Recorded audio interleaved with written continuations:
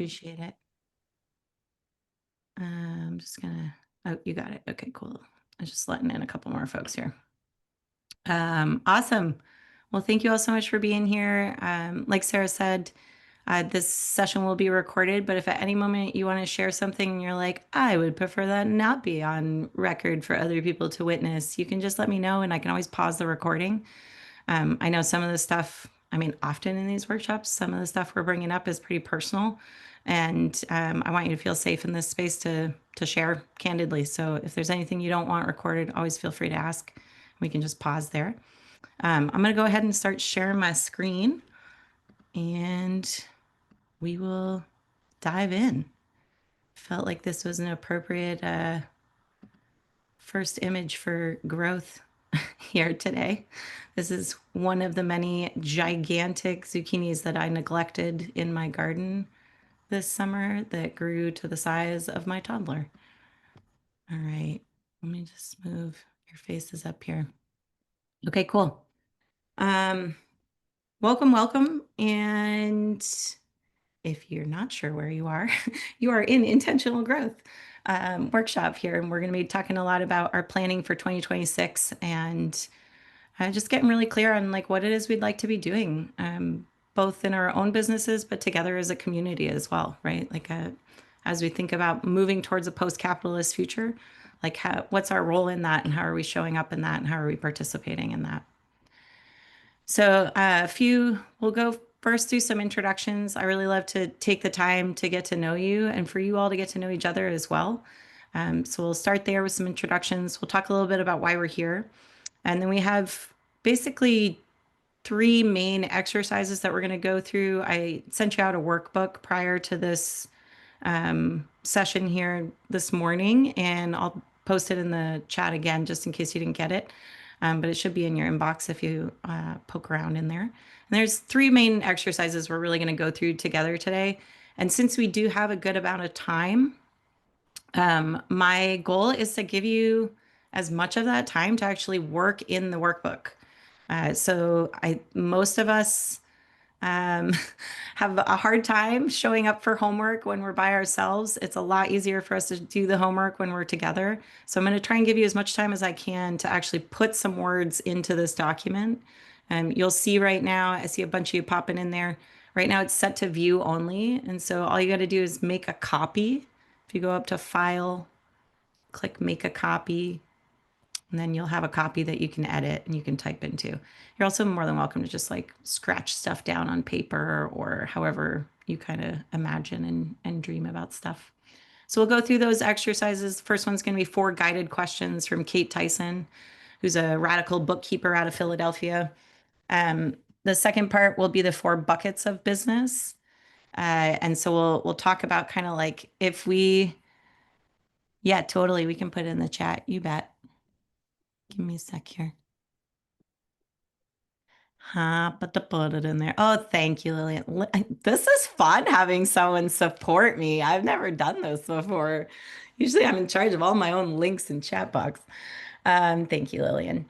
We got you. And then I appreciate it. And then we'll dive into a little bit of like growth planning mapping for 2026 of like really where do we want to shift and move and what do we want to I like to take the lens of like are you familiar with the term right livelihood? Just like quick show of hands. Are you familiar with that term? Yeah.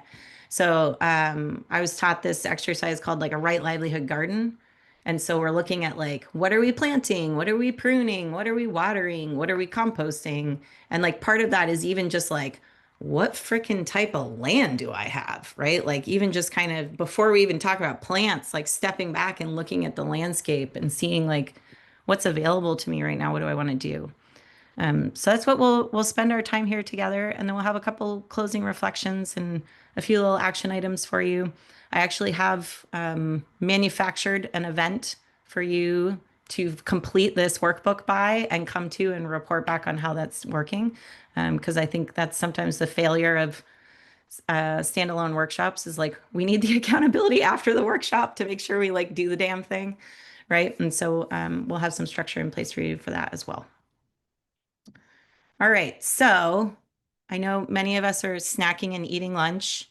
But if you can put your food down for 2 seconds and just tell us in the chat your name, if it's not already um, in your title there, your pronouns, a line or two just about your business. Give us a little bit of context for what your business is. And then just a brief, like why you signed up. What kind of inspired you to come today? What are you hoping to gain from today? What do you want to walk away with? I'm going to give you a couple minutes to do that. There's no hurry. So take your time and just tell us a little bit about your business. You can also tell us where you're dialing in from too, if that feels helpful or interesting. And I always encourage folks, like as you're moving through the workshop, if you see folks that are interesting to you in the chat, like always feel free to share your contact information. That's totally cool here too.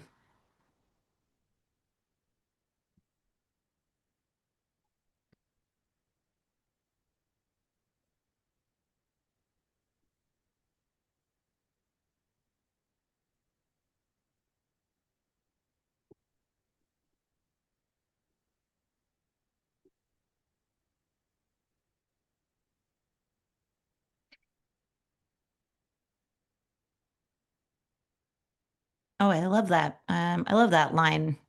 Ryan said, "My work lives here," and gave us their Substack. So thank you. I love that. Hi, Sarita. Bookkeeping, cool. Sarita, do you know Kate Tyson? If not, you should definitely check her out. Welcome, Max. You help people on a journey of unlearning unhelpful automatic thoughts and patterns that are present as a byproduct of systems of oppression. That's freaking dope, man. That's really cool. Laura, welcome. You started a bookkeeping business. Oh, we got two bookkeepers. I have two bookkeepers that are clients too. I think it's a really cool space to like radicalize, especially since like accounting is a completely made up institution by old rich white men in order to hoard wealth. So I think it's a really apt space to take an anti-capitalist lens to. Hi, Katie. Oh, Girl Scouts for grown-ups. I love that. That sounds cool. Welcome, Olivia. You're from Tennessee, Alabama, farmer and gardener. Hi, Christina. Yeah, definitely check her out, Sarita. You should also check out the bookkeeping cooperative, I believe it's called. There are some really cool folks. They also do very hilarious memes on Instagram. This is awesome. Hi, Rose. Welcome. Awesome. Yeah. Take your time to keep introducing yourselves. Thanks so much for putting all of that in there and connect with each other, follow each other's work. You know, it's great to like I think one of the things I was most excited about when Hannah Grimes reached out and asked for this workshop was that they were super cool with me being unapologetically anti-capitalist, which meant all of y'all are like anti-capitalist coming into this space. Even if you don't necessarily identify that way yet, I bet you're leaning that way.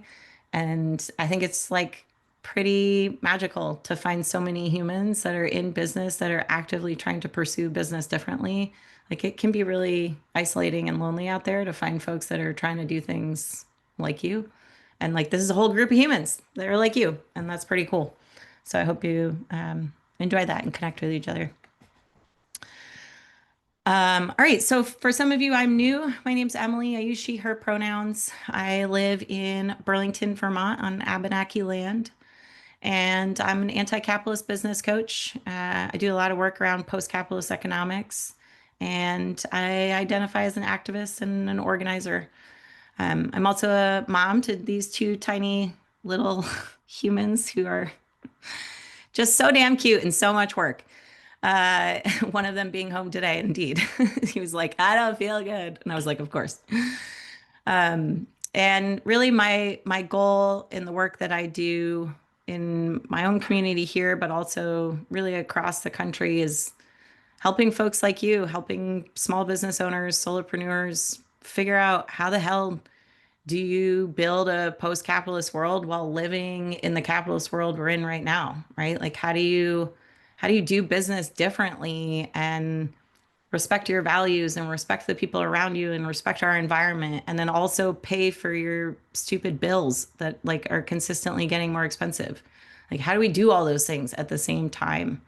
And so that's really where my work is rooted, and that's where I spend most of my time. And so I think it's always helpful to think about like what is anti-capitalism before we enter into this space, because even for a lot of folks on the left, I think they have a little bit of a warped idea of what anti-capitalism means. And it really doesn't mean anti-making money. It doesn't mean giving all your shit away for free to the point where you're so exhausted you can't even show up for work, right? Like that's not what this is. Anti-capitalism really means that we're focused on needs, right? Instead of focusing on profit, instead of focusing just solely on individual wealth collecting, I'm asking the question of like, what do I need? What does my family need? What does my community need? What do my clients or customers need, right? And so when I'm rooted there, it's very hard for me to take advantage of people. It's hard for me to hurt people if I'm coming to the table asking, what are the needs? And I think for a lot of solopreneurs, a lot of folks, like just quick show of hands, who has no employees? You just work for yourself, by yourself. Yeah, there's a lot of you there. First of all, you can't even be a capitalist, really, because you don't have laborers to exploit. So just think about it that way first.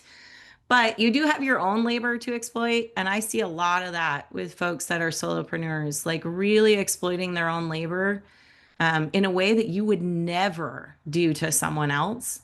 And I think that's important to like check in on of like, if you wouldn't ever expect someone else to work like this and work in these conditions, like why the hell are you letting yourself do that? Right. And that's not to say like, oh, just like manifest a better environment for yourself. No, like obviously this is going to take work, but really what we're looking for here in anti-capitalist businesses is like we're seeking collective wealth building, right? So it's like I want to get mine, but I also want Eileen and Joe and Ashley and Lindsay and Marcia. I want all of you to get yours, right? Like I want all of us to be well and to be taken care of. And I'm actively pursuing like creative, non-extractive economic models. So like every time I'm showing up in my business, I'm looking at like, how else can I do this? How else can we navigate business in a way that works for everybody? Sorry, I just had to Emily. add, yeah, go for it. I think we have a raised hand. Just so Oh, I I, wasn't sure if it was just when I asked who's solopreneurs. Do we actually have a raised oh, hand? okay, sorry. Sometimes they stick up like that. Yeah. Okay. Never mind. Sorry. No worries, but I appreciate it. Thanks for letting me know. Yeah, and always feel free to unmute yourself if there's anything I say that you're like, "Ooh, I disagree with that," or "Ooh, I have something to add to that," or "Ooh, like, can you explain that more?" Like, always feel free to interrupt. Um, yeah.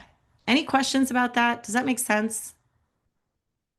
Does that feel different at all than what you perceived anti-capitalism as? I'm just curious, like, feel free to unmute yourself and share.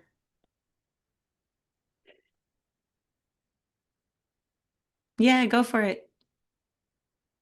Hi, I'm Rose, and Hey, new to Rose. the group and sort of just exploring like different ideas and whatnot. But that is a different perspective than what I thought Yeah. anti-capitalism is. And when I think of anti or like capitalism, I almost get this emotion of like, you gotta fight the fight.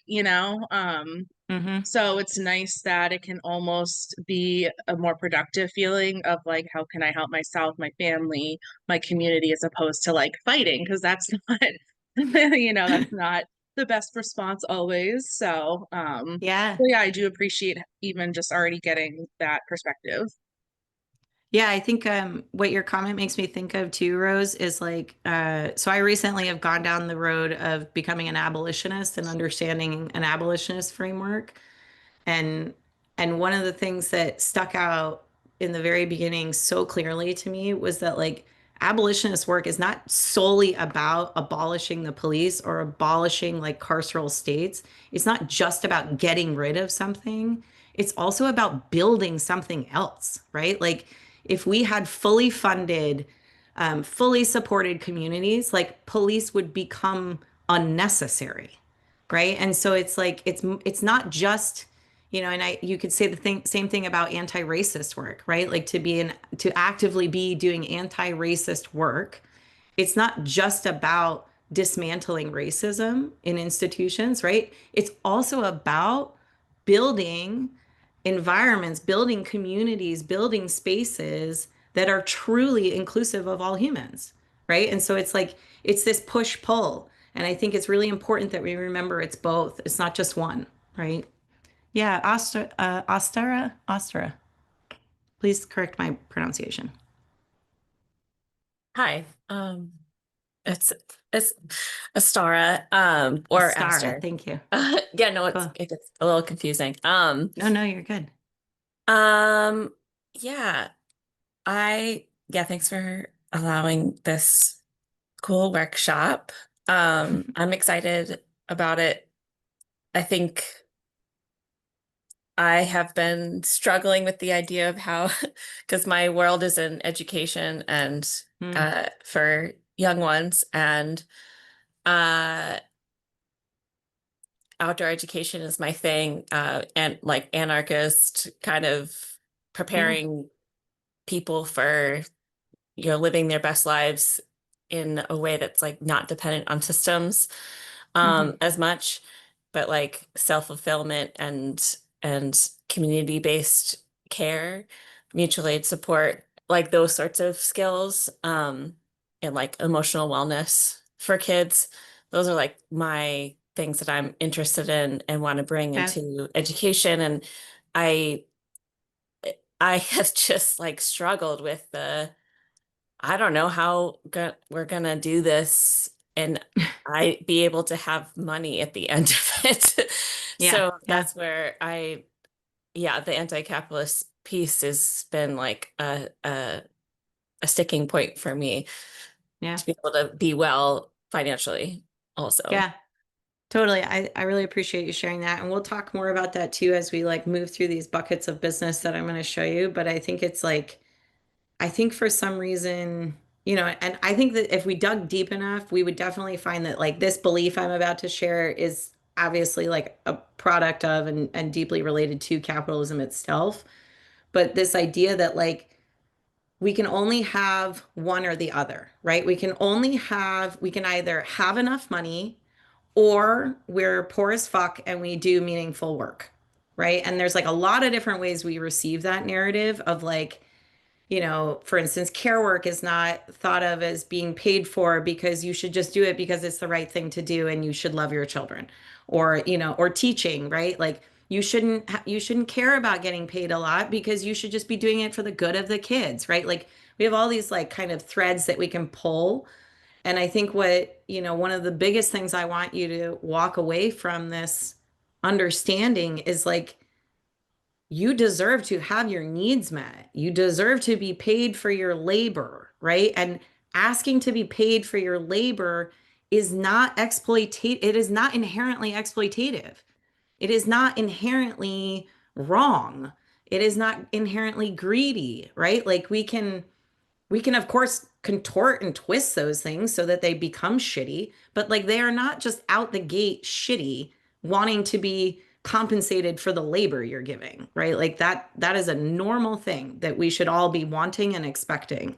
And so what we're trying to figure out, especially as small business owners, is how do I do that? How do I get my labor compensated for in a way that feels fair and just and honest and also is enough, right? Like is enough to pay the groceries and pay my rent or mortgage and get my kid in childcare because good God, how expensive that is, right? And like, so what we're trying to do here is exist and survive in the world that we have right now, which is garbage in many ways, and also be pushing and working and building to find the solutions for the world we want to be living in, right? We're part of our task as anti-capitalists is to hold this contradiction, right? And is to hold these two pieces of this work together. And that's hard. Like that's not easy. It's a lot easier when we do it together and we talk about it and we don't try to do it all by ourselves, for sure. Yeah. Okay. I'm gonna skip through a couple of these things here. Okay. first, we've got our group our workbook. Everyone have it? Does anyone not understand how to create an editable version before I move forward? Just unmute yourself real quick. If you're like, help me.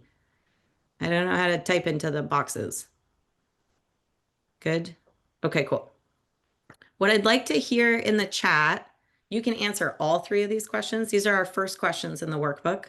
I'm going to kind of flow between encouraging you to type in the workbook, encouraging you to type in the chat box. I want you to encouraging you to just unmute yourself and talk. Just know you'll have time afterwards. Like this isn't your only opportunity to interact with your workbook. But I'd like you to tell me in the chat or be brief and pick maybe one question to answer and unmute yourself. And I just want to kind of get a little bit of a vibe check of like, what do you feel like you want more of in your work this next year? What does intentional growth mean to you right now in this current political and economic moment? And what's one feeling or quality you'd really like to, God, I hate the word manifest. One word or quality you would really like to like swim in, squish around in 2026.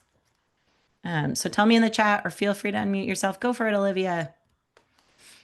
Hey y'all, thanks for doing this. I'm driving right now, so I'm not able to like actually type, and I'll have to hop No off worries. a little early. I'm helping my friend clean out his mom's house.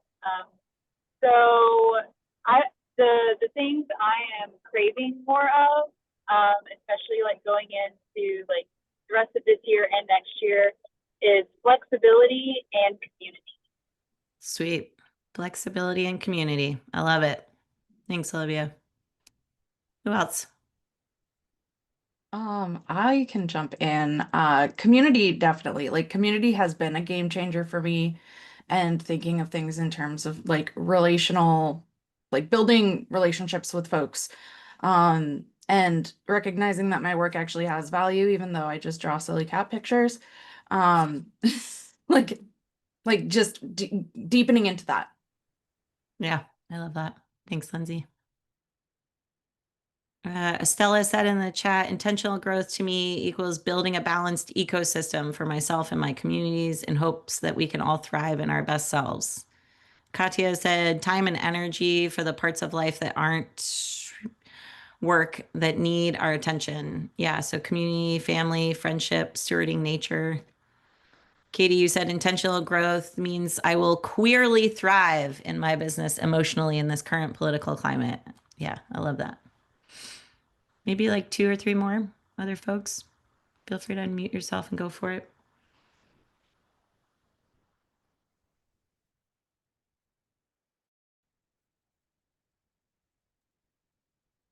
This working? Can you guys hear me? Yeah, go for it, Kiana. Oh, now I can't hear you. Sorry, you muted yourself again. I heard you for a second. How about now? Yes, now Is it I can hear working you. now? Yeah, I can't Okay. see you, but I can hear you now. Now I can see you, but not hear you. We get one All version right, of you so or the other. wow, that's crazy. Okay, so that's fine. I guess one thing that I am craving for my work for next year is a lot more focus. I think in Mm, the particular amount of work that I am doing, um, we're being inundated. The organizations and our communities are being inundated, and so yeah. a large majority of the people that I'm working with, directly impacted people, we're all really impacted by what's happening on various scales. So what I'd like to see for my business more is helping build collective focus and Mm-hmm. intentional solidarity as Mm-hmm. opposed to just surface solidarity. Mm-hmm. And I think there's Yeah. a distinct difference. Um, so I'm really looking for building intentional relationships. I think this year has really shown me that there are some relationships that I've built that are purely professional and Mm. wanting to make Mm-hmm. them wanting to understand if that is a good thing or not, Mm-hmm. Yeah, and totally. wanting to be more intentional with those relationships. Yeah, totally. I like that. Thanks, Kiana. Yeah, and I encourage you guys too, like as you're sharing in the chat, all these shares are so good. I encourage you to take it one step deeper and also share with us in the chat, like what does that mean, right? So like for instance, I'm just gonna pick on someone here. Um, asked her if you say craving accountability for caring or caring for each other in community, like what would that look like? Like how would you know that that was happening? You know, start to give us some even deeper and more concrete examples. Like for me, you know, I think about like an example of accountability for caring for each other in community. Like something I'd really like to see more of in this next year is people engaged in our progressive party here in Burlington. I want families showing up at the steering committee meeting. Like I want to see families demanding childcare from our neighborhood planning assembly meeting so that we can all fucking attend. You know, like that's what I want to see. I want to see us physically showing up at these specific spaces, and that's how I will know that like we are actually caring for one another. Right? And so I encourage you like keep kind of pushing that of like what does that look like in practice, right? What does that look like when it's actually transpiring? Yes. God, do we need childcare at political meetings? Just dry. It's like I feel my blood actually physically boiling when I go. Anyway, okay. So some of the issues we're working with, I was like thinking to myself about like what traditional planning advice is, right, around business. Like if you were to like Google like how to plan for my business next year, you're going to see a lot of like terms like scaling and dominating the market and maximizing profits and blah, blah, blah, blah, blah. And I was like, whoa, those terms are horrible and make me want to vomit. But then I even thought about it and I was like, how many of you don't even have the time or the energy to even think about planning? Like some of you are out there like without even space or time to breathe enough to even sit down and plan. I mean, you made it here, which I think is a miracle and really, really awesome. So like please be proud of yourself for that because it's hard to even carve the time out. But it's like, yeah, finding time to plan. And then when we do sit down to plan, most of the stuff, at least online, that's telling you how to plan is like deeply steeped in capitalism, right? And so it's like as much as humanly possible with as little input as humanly possible. And like if that's not the model that we're trying to create, like where does that leave us, right? Like what does that leave us with? So a couple of things.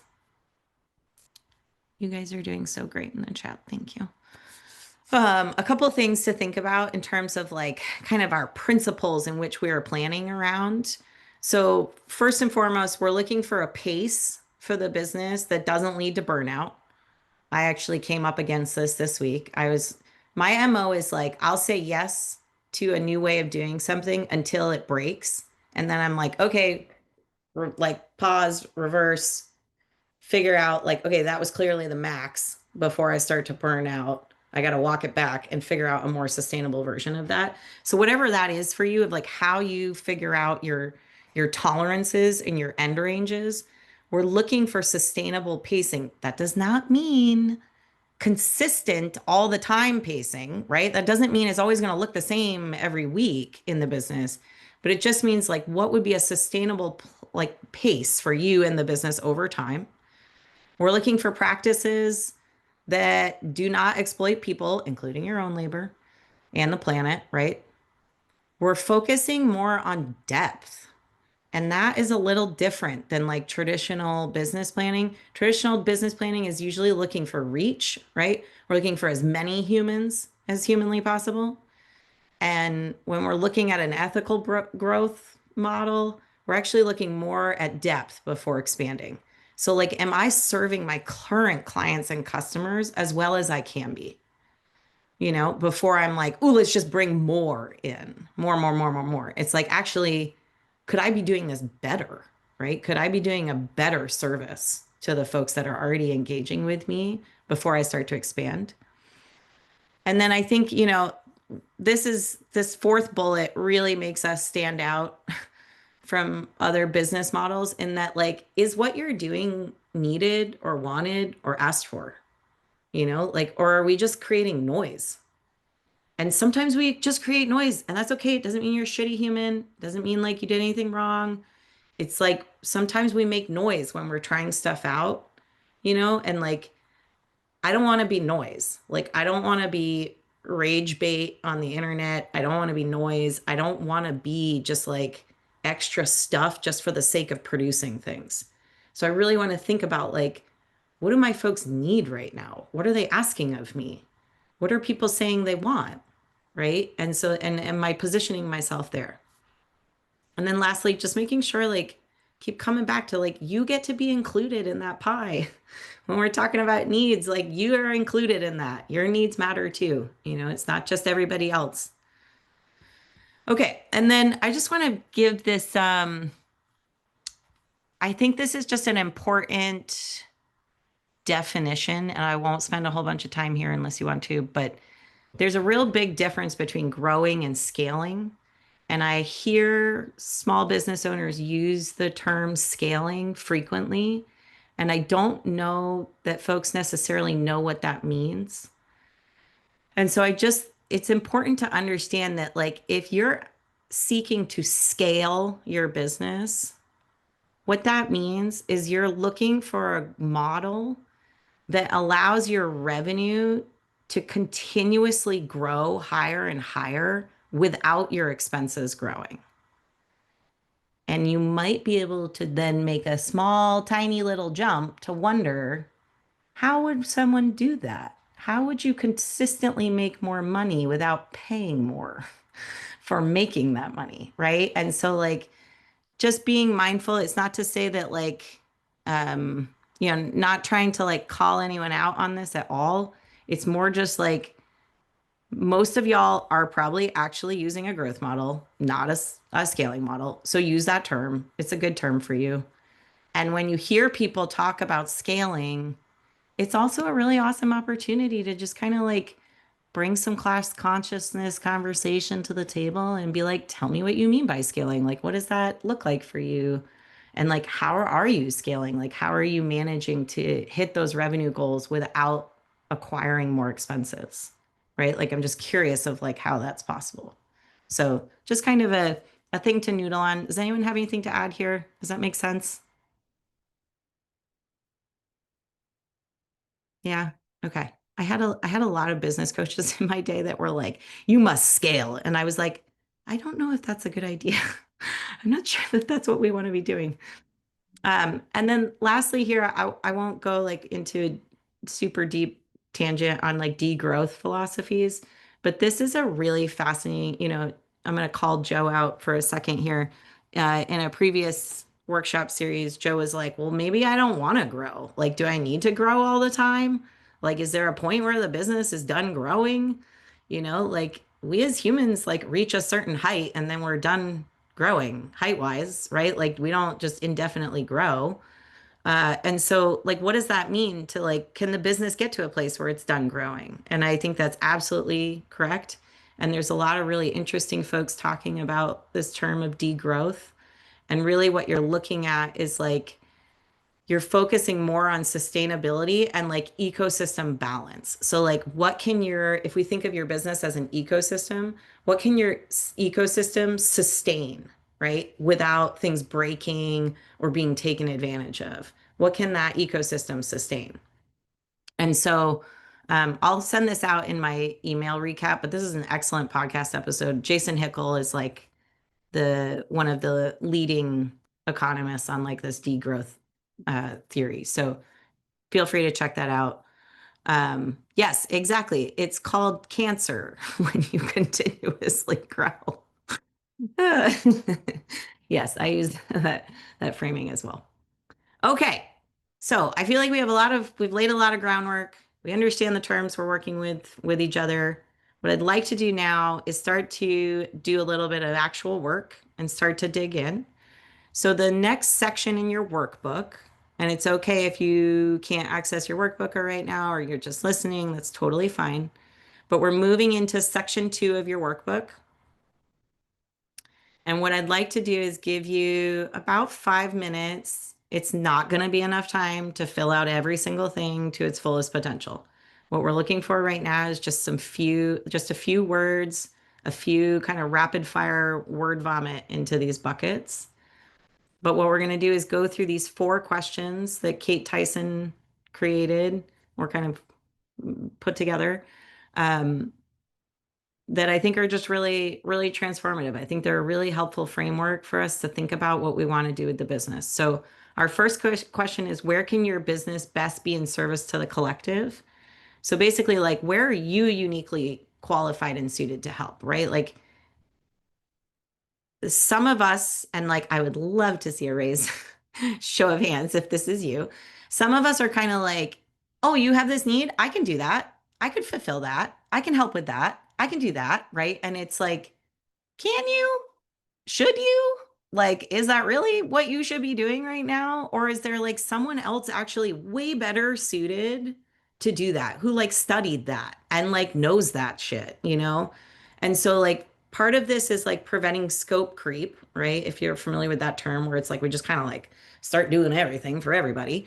But also, like, what are you best suited to do, right? Like, what are you really set up nicely to do in terms of like contributing to our communities, to your business? So that's question number 1. Question number 2 is, what do you have? And so this is where I want to kind of just get a quick list of like, what are all the resources you have access to? These could be intellectual resources, financial, physical things. It could be equipment you have. For me, this like, I have an enormous amount of ancestral knowledge around small business ownership. I am a 3rd generation of small business owners on both sides of my parents, right? And so, like, that is a huge, huge resource that I have access to at all times, right? So I'm going to list that. The 3rd question is, what do you need? So what right now do you feel like you need? What feels missing or fragile? And then the last one is like, what do you feel like you're really set up to do this year, realistically, right? It's okay if we have like our 3 and our 5 and our 10-year plans, but like realistically in the next year, what do you feel like you're set up to do? Okay. Any questions on what we're doing next? I think what I'm going to do is actually I'm going to give you about 8 minutes, and I'm just going to tell you when 2 minutes have passed and encourage you gently to move on to the next question. Cool? All right. Start typing, start writing. You're working on question number 1 for the next 2 minutes, and just do your best.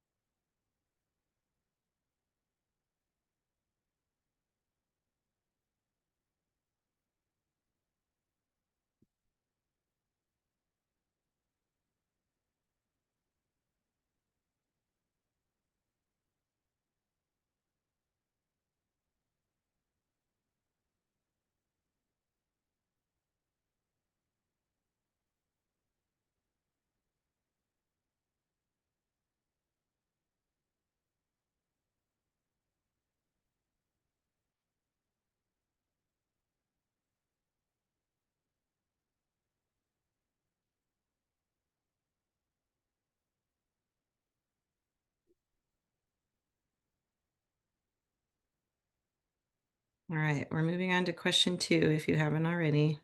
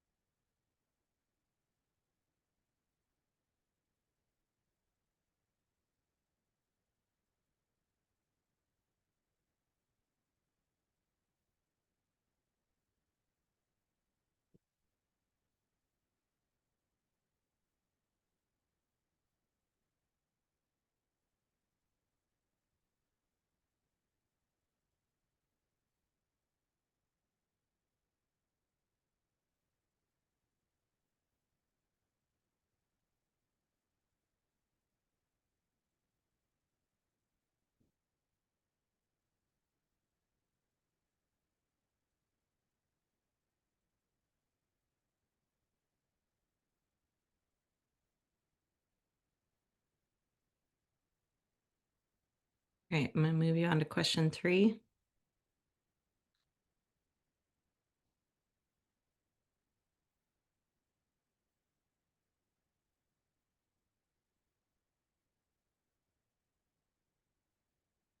And remember to try to be really specific. So, like on question 3, where it says, what do you need? Try to avoid being like, I need support. Like, tell us what kind of support you need, right? Like, what would support look like right now for you?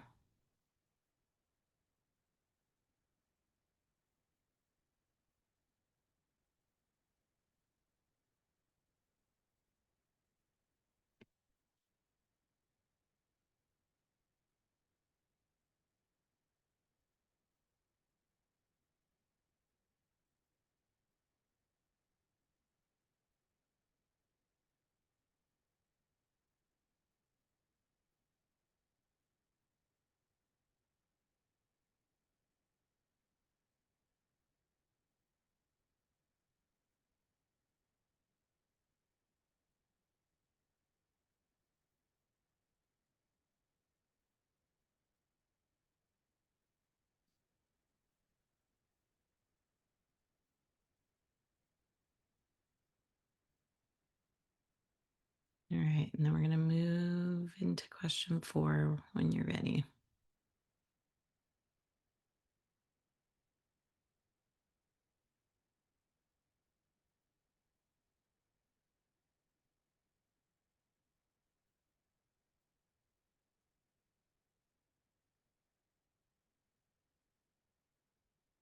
If you find for question 4 that you're having aspirations of things that are bigger than what this year could hold, that's okay to like list them in there and put some, give it a little tighter, like later things. Thanks, Olivia.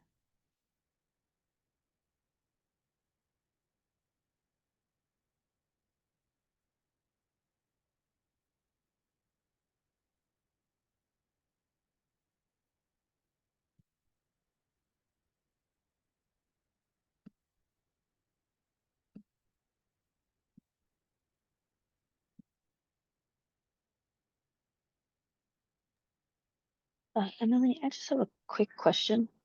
Yeah, go for it, Kiana. In asking for what we are set up to do this year, do you mean the rest of 25 or 26? No, it says what is your business set up to do this next year? Oh, sorry. This seems to be a little typo here in the slide. In the workbook, it says this next year. So realistically, like what are you capable of holding in 2026? Yeah, good question.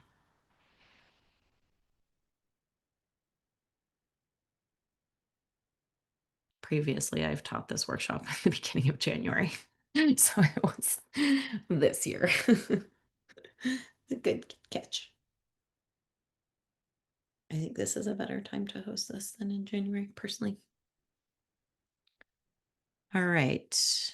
I know you probably still have lots of thoughts and things you're noodling through, and that's totally okay. I would love to just hear in the chat when you get a sec,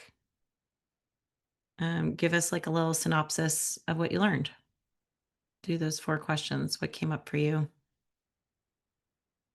Estella shared with us some of the things that came up for her too. And if you want to unmute yourself, you're welcome to do that too.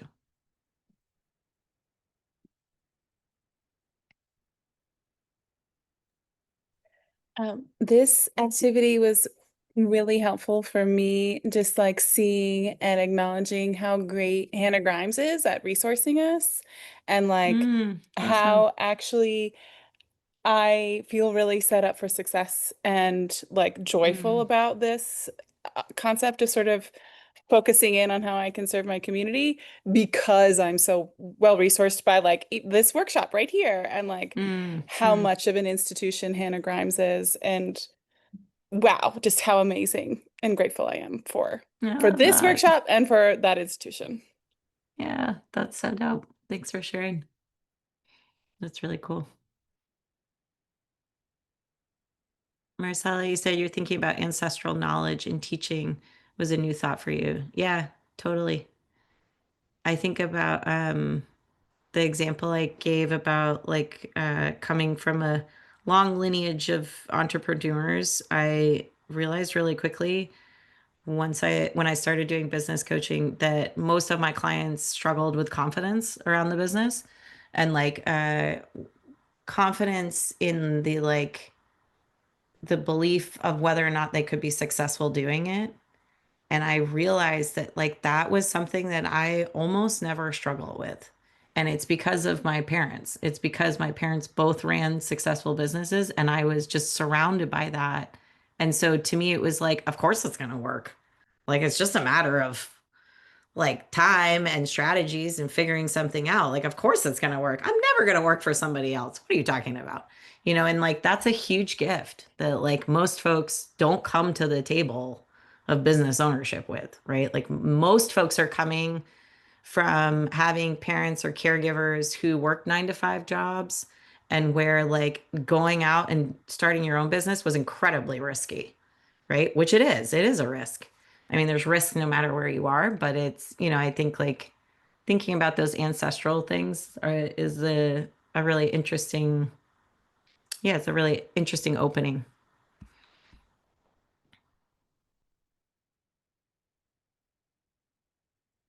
Katie, you said I learned to accept. Oh yeah, go for it. Who was going to share?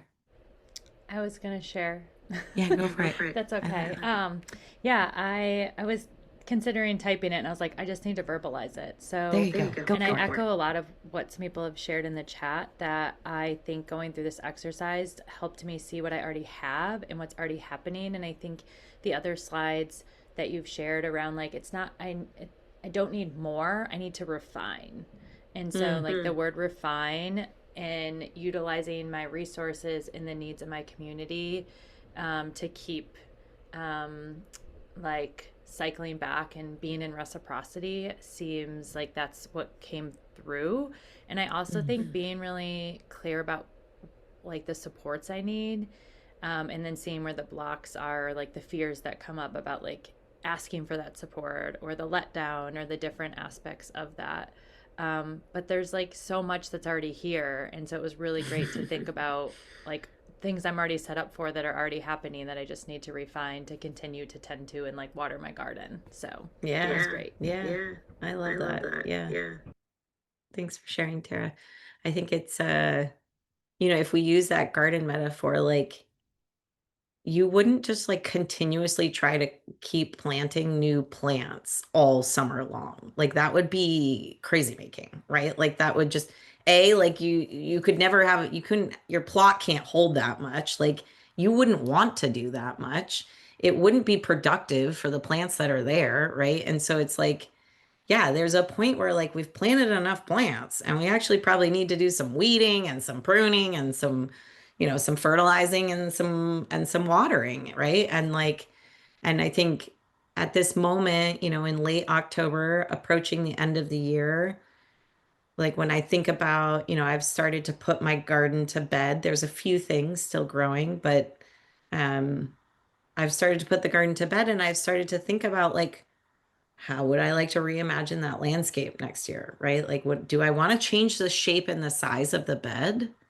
Do I want to just change the plants that are going in?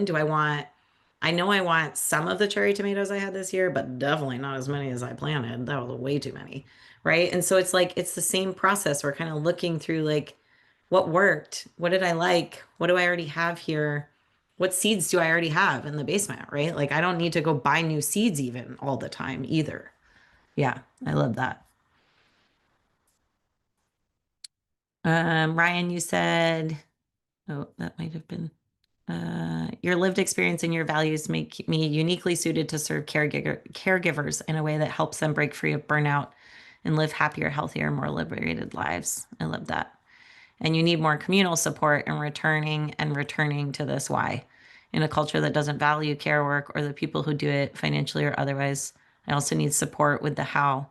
Things like graphic design or bookkeeping that are not part of your skill set. Yeah, I'm excited to figure out how I can offer my own gifts to people with these gifts in ways that feel reciprocal and cool and not exploitative and transactional. Yeah, I've been doing a lot of bartering lately, and it's been great.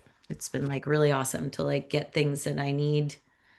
And it's also inspired me to develop more skills in order to be able to barter better. I'm like, I gotta have these like other things that I can give, right? So that I can also receive, which is helpful. Okay, so I'm gonna bring us to this slide, which just has so much text, I know, but we're gonna do our best. These are the four, our faces are all blocking this for people that are watching the recording, but these are the 4 buckets in business. So basically, what we're looking at here is every single activity that you ever do in your business is going to fit into one of these 4 categories. And what we want to do is have 4 buckets, not be trying to dump all of our work into a single bucket to carry, right? That's really heavy and really messy, and it's slopping around and things are spilling out. So we want these clear delineations between this type of work that we're doing. And then ideally, what we're able to then do is set goals based on, and by goals, I'm like, I don't know that goals is really an interesting word to me, but I guess more kind of like I'm setting my sights, or I'm making my garden map based on what I'm interested in each of these buckets / what is needed in each of these buckets, right? So most of us have a bucket or 2 that is pretty easy for us to show up in. I see for a lot of business owners, the delivery is the easiest bucket for them to show up in, right? Like, they like the shit they do for the most part, and they like giving it to people for the most part. And so like it can be pretty easy to spend a lot of time here creating products or delivering services, talking with your clients and customers, refining things, making them better, designing new stuff in the business, right? This can be like a pretty fun bucket for a lot of folks. And then these other buckets can get increasingly harder to engage with, or can just become confusing to engage with. Like, you're just kind of like, I don't know. Like with marketing, it's like I post something on social media and nobody likes it and nothing happens. So like, what's the point? Right. And so what we want, yeah, first of all, I'd love to hear in the chat, like, which bucket is your favorite? Where do you like to play the most? And then which one is like hard for you? Which one do you know that is like a little bit challenging?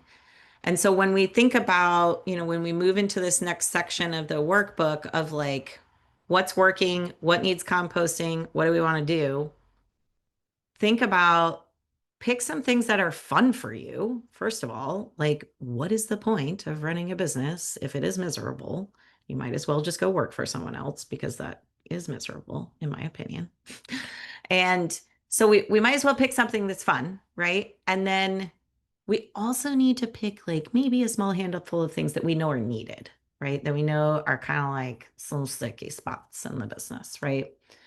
So I'd love to hear, let's see, Katie, you said bookkeeping is my last priority. I'm literally looking at a pile of receipts from the past 6 months. Yeah. Okay. So Katie is going to pick some intentions around her internal bucket, which is great. We're happy for Katie about that. Tara, you like a bit of the first three, not a fan of the sales bucket. Totally. Lauren really likes sales, but you're still learning the actual bookkeeping part and hoping to find other bookkeepers to connect with and clients to get paid for doing the outreach part. Yeah, so in the beginning, sometimes, like when we're first starting out, sometimes the delivery is actually like a pretty sticky bucket. It's hard, right? Like when we're first figuring out what it is we sell and what we do, and like, and it can be stressful or scary moving through the process, like especially as like a service provider, like moving through the process of helping someone, like that can be stressful and nerve-wracking too. I'm like, I gotta scroll down here. Usually people are like, I hate marketing.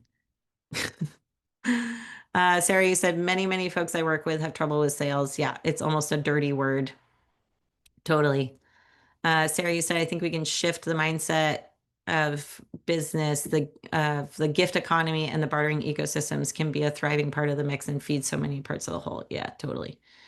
Kiana, delivery is your favorite place. It's why you started your business. Marketing sales are medium level difficulty and you hate the internal. Yep. Estella, you love the internal. Yeah, we're all over the map. You like sales. Sometimes you hate marketing. Yep. Cool. I will just like offer this alternative verbiage that I use with my child all the time is like, I'm learning to like sales. I'm learning to feel comfortable with sales, right? Instead of I hate. Um, Joe, you said there's some phrase that is like work on the business, not in the business. Delivery is pretty fun to me, but if I just do that, which is work in the business, none of the other buckets get filled. Yeah, exactly. Totally. And sometimes like sometimes we stumble upon or we create a business that like the marketing and the sales happen for us. Like for instance, my electrician, right? There's not enough electricians and he's a really good one and he's very honest. And so he basically just spends all his time in delivery. Like he doesn't need to do marketing because referrals just happen naturally. He doesn't really need to do sales because you don't really have a whole lot of choice. He's the only electrician that's going to respond to you, right? And occasionally we stumble upon businesses like that, but his internal was a hot mess for a minute there before he like got his QuickBooks set up and got all of his booking and right, all that kind of stuff. So we all have spots that are a little bit tricky. Lindsay, you said it's funny because as an artist, you'd think that the delivery part is your favorite, but you really like the internal bit. Yeah, totally. I love playing around with my internal systems. I can get lost there for like a solid week if you leave me alone. Um, what do you do when you think your buckets are mixed and half dumped? This is a good question. And so, yeah, what we want is, and so what we're going to do is we're going to move over to section 3 of the workbook. And what I want you to first do is we're just going to fill out the what's working column. Okay, so for all 4 buckets, I want you to tell me in your workbook what's working, what's going well for each of these 4 buckets. Okay, I'm going to give you just a couple minutes here, just rapid fire. What's working well?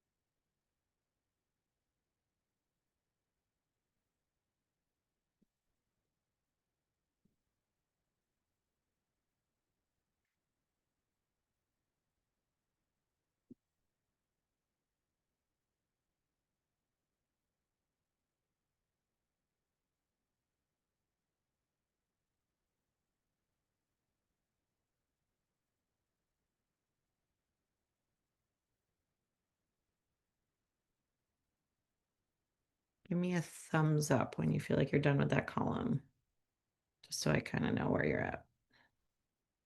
I'll give you another minute.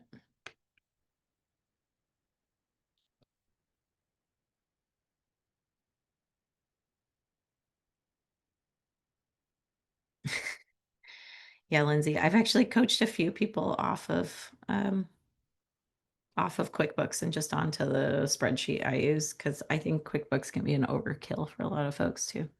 But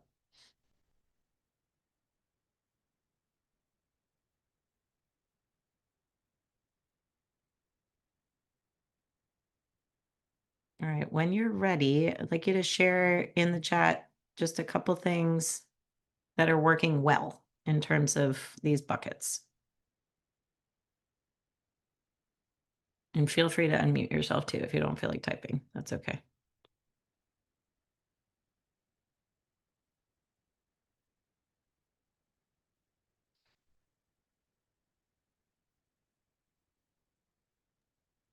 I can share. Was trying to put Yeah, it into go for it. words and I wasn't quite sure. But like for me, one thing that's really worked for me is creating more like broad projects or broad, like, it's kind of like an umbrella. And then within that, I'm working on these bits of my business all going towards the same goal. So for example, I stream on Twitch. That's marketing. But I'm Mhm. also painting things that I'm going to be making prints of and selling, and that's delivery. And Mhm. also, showing the process and things like that. I'm building community. Um, and so anything that I can get to like work on many different levels is really Mhm. helpful. Mhm. And every time that I'm like going into a community situation, if I'm like sharing whatever it is that I'm making at the time, or, like just sharing joy with other people around my products, that's been really helpful too. Just like Mhm. creating an ecosystem rather than having just one-off projects. Mhm. Mhm. I love that. Yeah.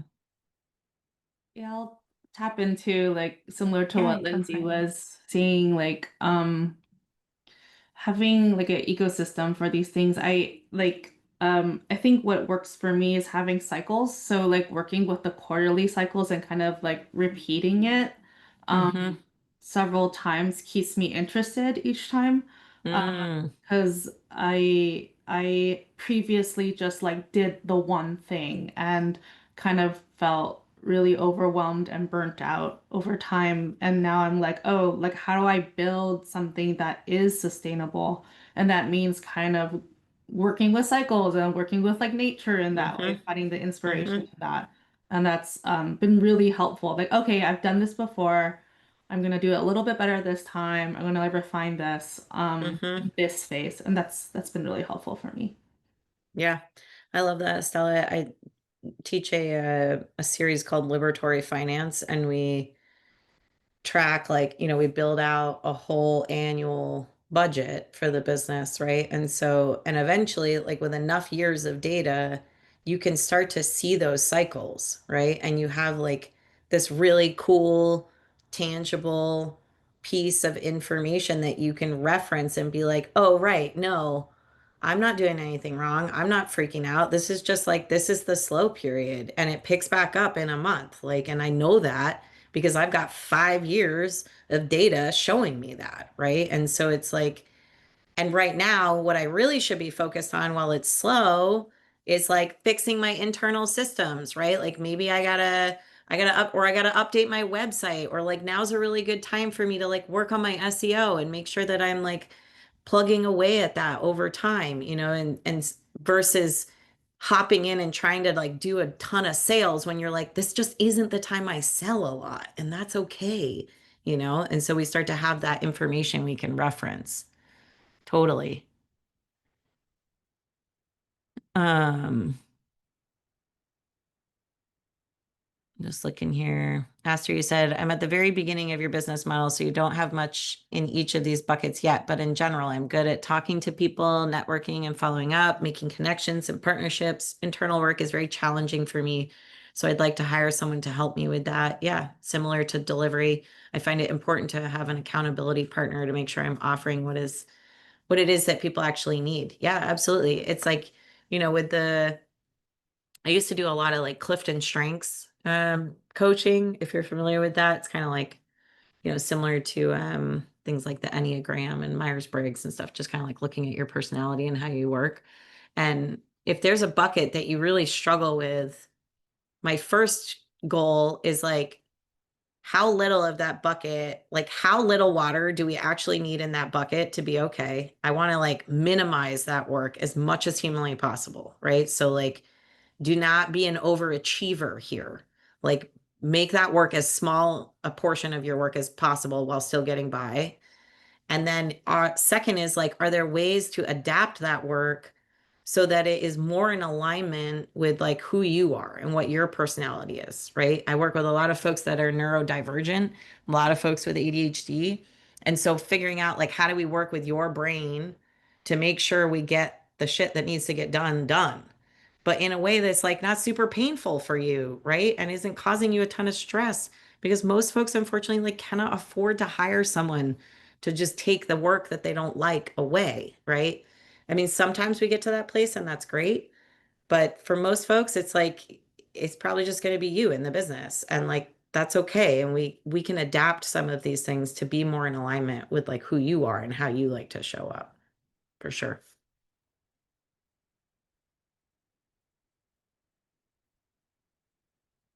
Joe, you said if my partner wasn't helping out with the gym, I'd be a lot less organized. Yeah. Our bookkeeping, scheduling, and coach development is pretty solid. We deliver great coaching and programming.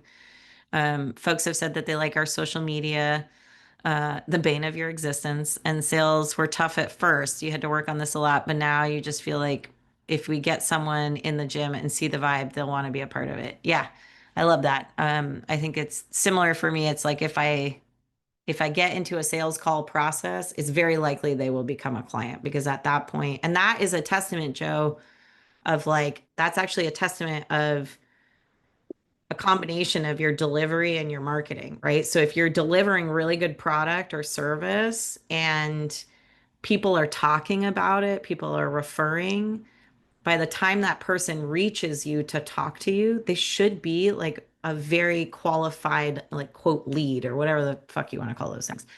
But that, it should be that person should be at a place where it's really just a matter of like getting to say yes and getting to talk to you at the end. Yeah, go for it. Is it Shalisi? Take your time. Gotta find myself on the screen. Hi, it's Shalise. Shalise. This is so helpful. I have a question in that domain where I Yeah. feel really clear that what I'm offering is valuable to the folks to whom I'm offering it. So right now, all of my business is word of mouth, but it's small. And I feel really comfortable and energized by having conversations with people about the work that I do. I'm a somatic practitioner, which is also a challenge because people are like, what is that? I don't know what that is. So there are a lot of conversations about like, what is this? Why is it? But in ways that connect with things that people are longing for, right? That aren't intended as like marketing conversations. They're just being in places and people are interested. And what I find as a challenge is moving from that, like, oh, people are genuinely curious, into something that feels like, and now come and see what I do, like the sales piece. So some of it is just a challenge in following up, or a fear of in the follow-up kind of being so like, my website is in below my name, that should be sufficient, right? Like something that feels like a fear in Yeah. actually saying, I'd love to offer this to you. Yeah. Yeah. No, I really appreciate that, Shalise. I think, one of the things I advise most of my clients on is having some version of free of what you offer, so that people can, especially if what you do is experiential, right? So like if I'm Joe, like having a free first class that they can just come try. If it's like, for you, maybe it's like a free, like 15 to 20 minute, like somatic session. Maybe it's some sort of like monthly free rotating workshop that like folks can come and just check out. For me, I have free office hours. So every month people come and they have 90 minutes to ask whatever question they have in business. Right. And so I think for many of us, we have become like jaded and wary of purchasing in this day and age, and rightfully so, in my opinion. And like, I think there's a lot of nonsense out there. And I think we're also in very tight economic times. And so people are not quick to separate with their money. And we have a lot of trust to build in order for people to separate with their money. And so I think like thinking about what are some creative, interesting, non-painful to you ways that people could experience being with you for free or for very low cost, right? So that there's just not a lot of, if it doesn't work out, if they don't like it, they don't feel like it was like they had this huge loss going through that process, right? This can be obviously easier for folks like myself that are like service providers, where it's like I can just put up a whole bunch of free workshops on my website and that can be enough. It can be harder when we like are physically touching people or we physically make products and it's like I might not want to like give away the physical products I make for free. But for instance, I have a client who's an artist and a designer. She has a free monthly calendar download that goes out every month. And it's like just this really beautiful print that's free and every month people can download it. And like that's a way for us to engage with her without having to let go of anything in exchange. Does that make sense? I think when we do a lot of the time when we do that, when we can give something for free first, the sale just becomes a natural next step and we don't even really have to ask for it that much. Like I would imagine with Joe, when they do their bring a friend and it's free, bring a friend day to the gym and it's free. We have this at my CrossFit gym too. If it's a good fit for that person, they don't even need to be asked. They're just like, how do I sign up? Right? Like 100%. that's like, yeah, that is the That's sale what that we're happens. looking for. Yeah. That's the sale we're looking for. And so we're looking for, like, it is very rare. I don't even, if I have to ask a client to become a client, it is very likely that that's not a great fit, that I've missed the mark somewhere. I've missed the opportunity to build a relationship along the way. It is very common that folks are like, how do I become a client? Right? How do I work with you? That's what I want to have happen as my sales process. And I know that's working based on the marketing I'm doing leading up to it.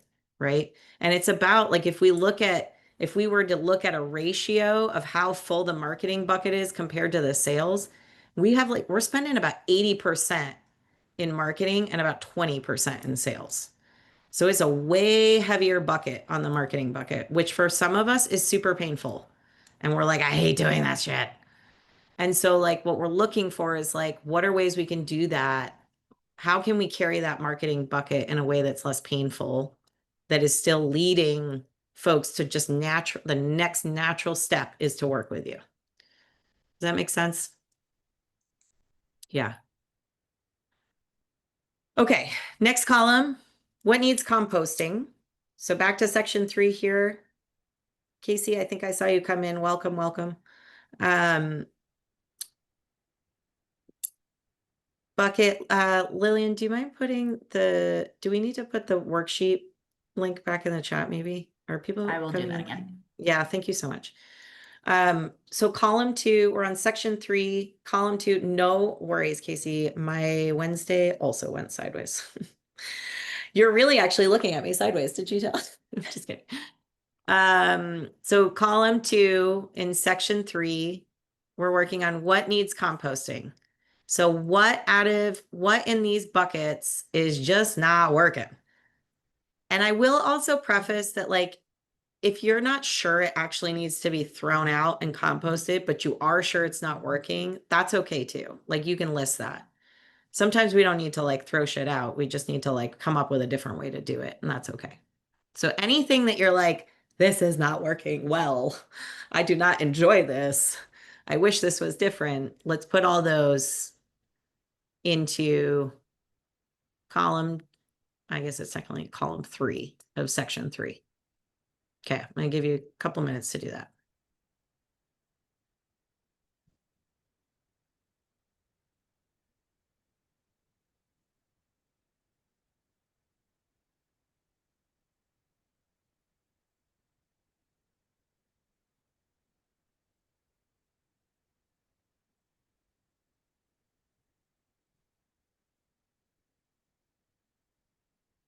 Man, it is absolutely pouring.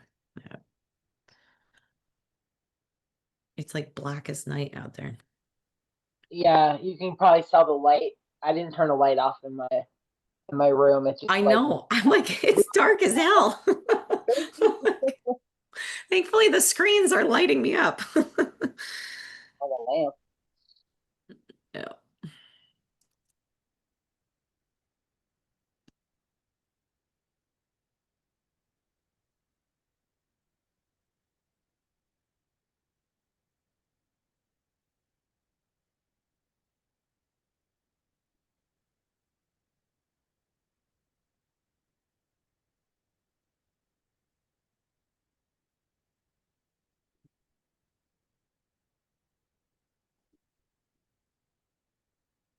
Oh, Aster, you asked, what do I mean by composting? So if we think about that example of the right livelihood garden, where it's like we've got our garden, we've got our plot of land, we've got plants growing, we've got seeds we maybe want to put into the ground, we've got plants that need watering, we got plants that need pruning. We have some plants that we might be like, I'm all done with that. Like, girl, you planted too much Swiss chard, compost some of those plants. We do not need that many in the garden anymore, right? And so thinking about, in your internal systems, are there things that you're doing that you're like, this just isn't a good use of time? Like, this isn't working for me. I don't like the way, for instance, maybe you're like, I'm going to call out the human who said they have 6 months of receipts in a box. I don't like the way that I am doing this. I don't like that I'm just collecting receipts in a box. I want a bookkeeping system. Like, I want that now, right? So I'm composting the way I was doing this previously, and I'm finding something new. If it's in marketing, I hear from Lindsay in the chat that Lindsay's like, I don't want to start on social media. Like, I want to see if I can do this offline. I want to try and do my marketing offline. So, like, if Lindsay was spending time doing social media, they would compost social media, right?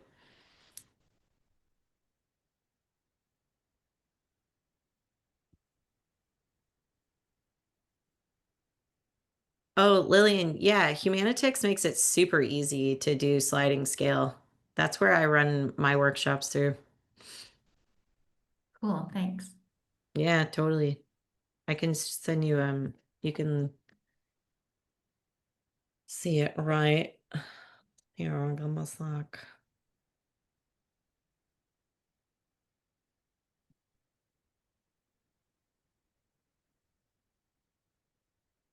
This is my Liberatory Finance in January. If you click the register button, you'll see there's like a free seat, a $25 seat, a $50 seat, and then there's even a flexible seat so you can pay whatever you want, which is pretty sweet.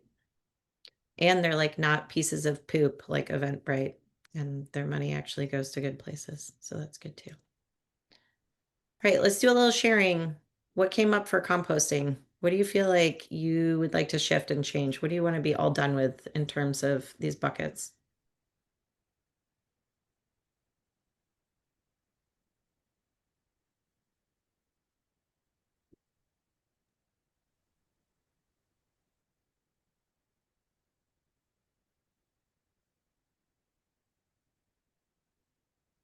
Katya said, letting go of something that it's working, acknowledging that whatever it was, hold on, whatever it was, we're done with, wasn't a failure. It's fruits, and whatever it took to make it will transform into other things that we can't even imagine yet. Yeah, absolutely. Ryan, you said a bigger observation. You feel like I've been doing a lot of experimenting in your garden, but now I feel like I want to do more of a soil test. Interesting. Like, I want better ways to survey people in my existing or potential audience to make sure that I'm offering to them what I'm offering to them is meeting a need. Ideally, a fairly important, urgent one, and not an, oh yeah, that's a nice thing to think about when I have more time or money away. Yeah, I think this is super smart. So market research falls in. Market research, we can argue, is like internal, but also marketing, right? It kind of sits in both buckets and it influences both buckets. I really encourage folks to do market research. I mean, gosh, at least once a year, but I'm often like doing small bouts of market research, basically like quarterly. Anytime I've got, for instance, like I repeat a lot of my workshops because I've found through repetition that they're useful and wanted. But for instance, I repeated one workshop this year and like I had almost no registrants. And I was like, oh, okay. Like that's feedback, right? Like that's information for me that like that's missing the mark somehow. Right. And so either that's wording, like I got to work on the wording, or like that is no longer a need at this stage in our economy, is basically what that would tell me. But I think it's really smart to constantly be looking at like, is this what people want? We don't need to do it from a place of, and I have to remind folks sometimes when they're doing market research surveys, like the point of the questions are not to make you feel good. The point of the questions are to get answers, right? And so making sure that like we're not looking for a confidence boost and like for people to be like, you're amazing. I love your stuff. Like that's what moms and best friends are for. We're looking for like concrete answers that are going to inform decisions moving forward. Yeah. Marcia, you said in the sales category, you're finding email inquiries just don't work. I may have to personally visit stores or calling. I love that. Rose, composting, throwing stuff at the wall and seeing what sticks. Yeah, focusing on being authentic and intentional in what I put my energy into.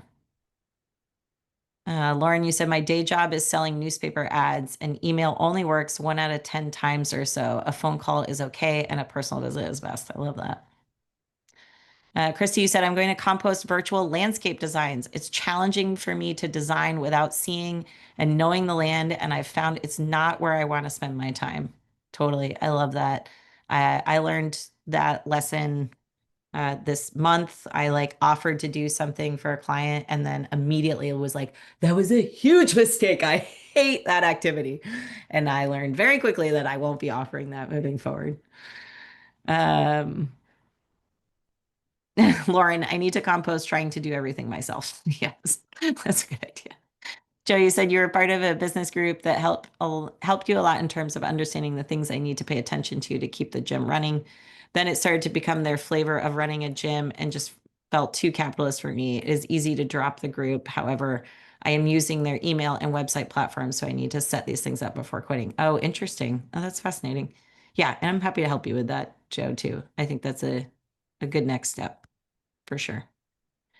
Trying to compost social media. Heck yeah. Let's compost the entire internet. Just kidding. Okay, cool. All right. So what I want to look at, and this is like, we don't have this in the workbook necessarily. This is more designed to just be kind of a thought experiment slash just conversation between us. But like, where do you see intersections and connections between the 4 questions that you answered in the beginning and the 4 buckets, right? So like, are there some spaces you're feeling overextended? What's feeling undernourished? What needs more kind of like collective care? Where do you need to like bring humans in to support you right now? And I want you to just kind of unmute yourself and share. If you want to type, that's fine. But more just meant to be a little bit more of a conversation here.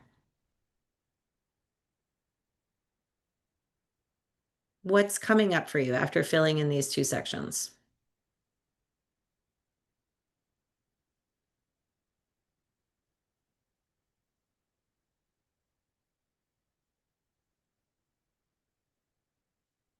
Yeah, go for it, Joe.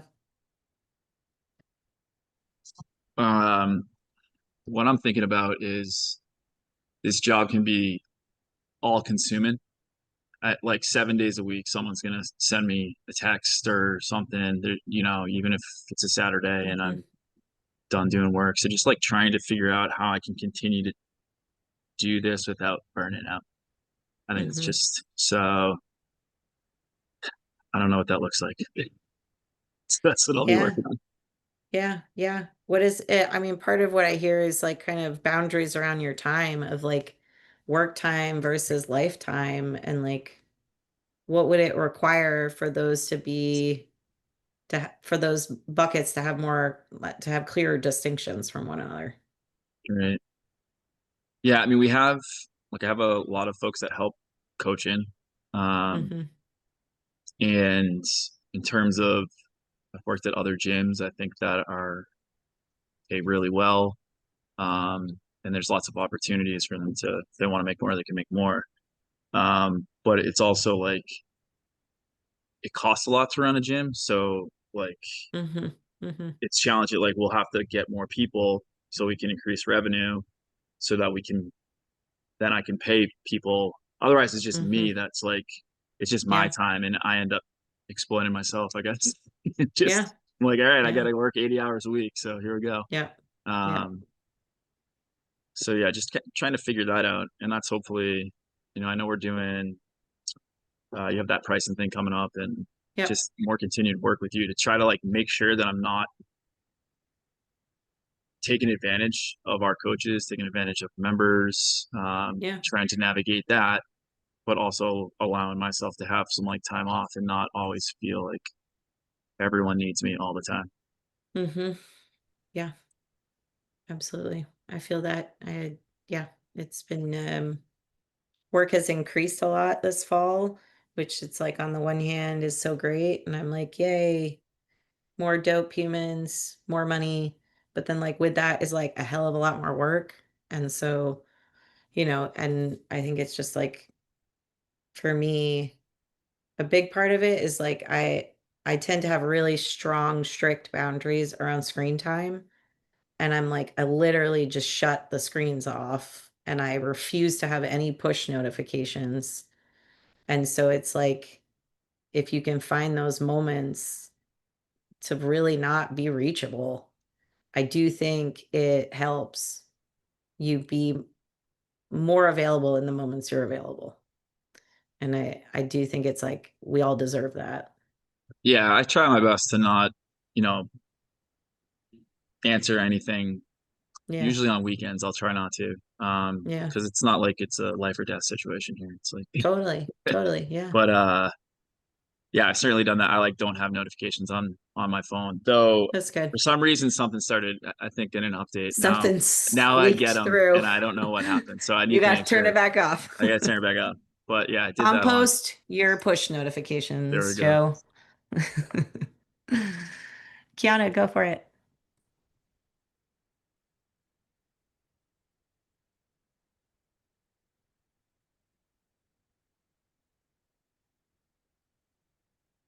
I'm like, Kiana, if you're talking, oh, did I lose you altogether? Where'd you go? Sorry, I have to hit Oh, there you that are. I'm Okay. speaking. Yes. I, I got you. I'm using my phone, so I apologize for the Yeah, tech no, issues. you're good. You're good. And that it, ironically enough, the tech issues feed into one of the four questions that I was asked and how I'm comparing them to the four buckets. Security and safety has become a big thing for me this year. Sure. And I feel very comfortable in this space saying that security and safety has impacted how I do marketing and sales because yes, I agree. I want like social media is the big thing that everyone is using to do business, to do community engagement, to do connecting, and I fucking hate it. Like we had what Yeah. happened to like the 2 years of being 2 years of COVID and us not being allowed to be outside. So now we have to be online and outside. And so and like I hope that some folks are starting to digitize some aspects of their life to the best of their being, like turning off the notifications. Like, Joe, yeah, you're gonna have to go through everything. Like I now have a system that I'm trying to create now where like maybe every 6 months or 7 months I'm going back and I'm like, shut up, shut up, shut up, shut up. But I'm also trying to be mindful of if I'm saying shut up, how do I give myself the opportunity to speak and other people to speak with me and engage with me in my work? And how do I build community in a non-digital way? And how do I, through my marketing practices, build that kind of intentional connection? Yeah, I really appreciate that. I've been listening to I feel like I say his name wrong every time. Thich Nhat Hanh. Is that how I say it? Yeah. I've been listening to a bunch of his meditations recently, and there was one about how like we are constantly striving for connection. And so we're like constantly seeking all of these like digital inputs. But like really what we need is just like connection with ourselves and connection with our own breathing and like connection with our own body. But we're constantly looking for it externally.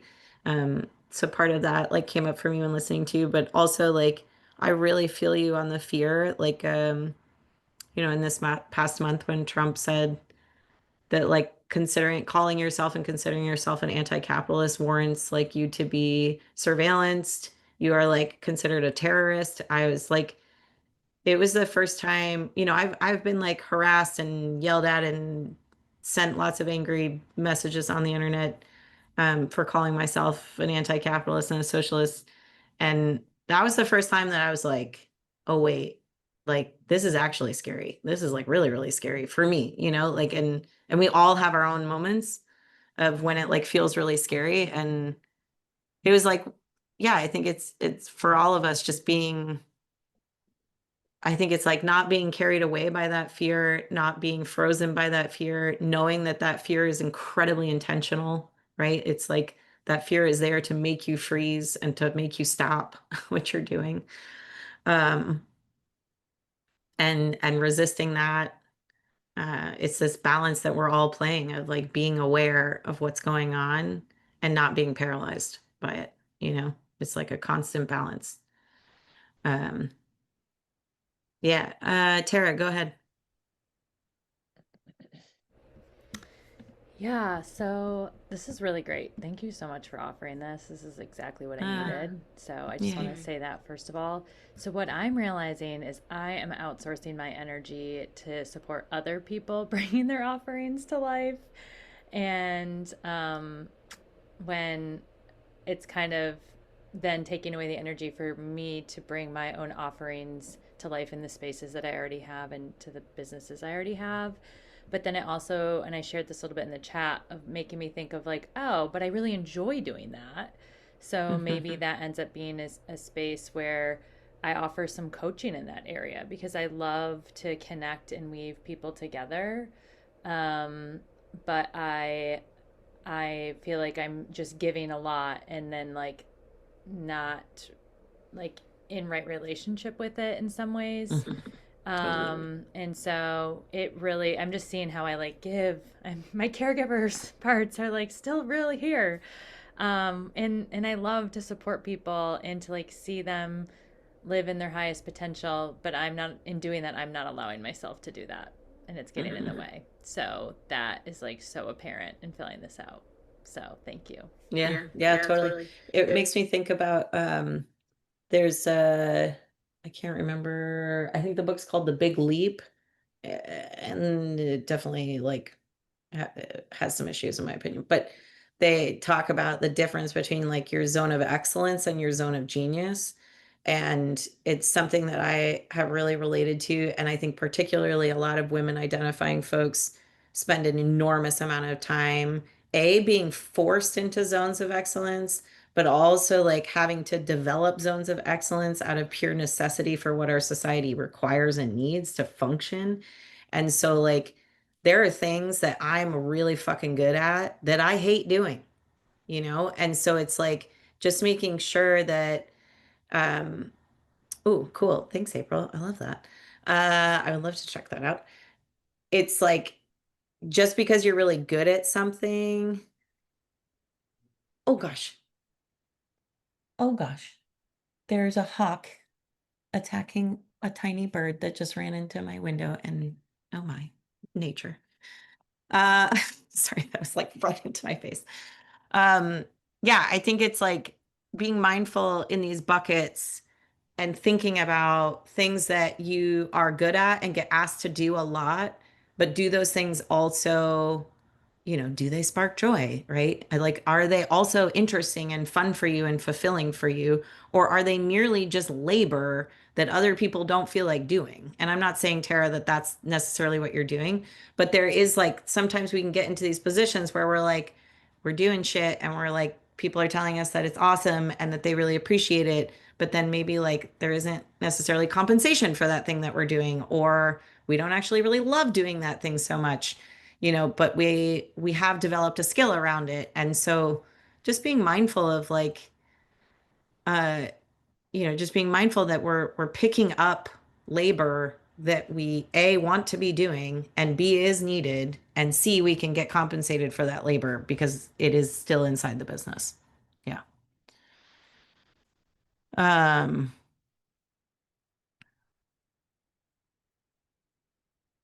I know, sorry, Katie. I was like that was like intense out of nowhere.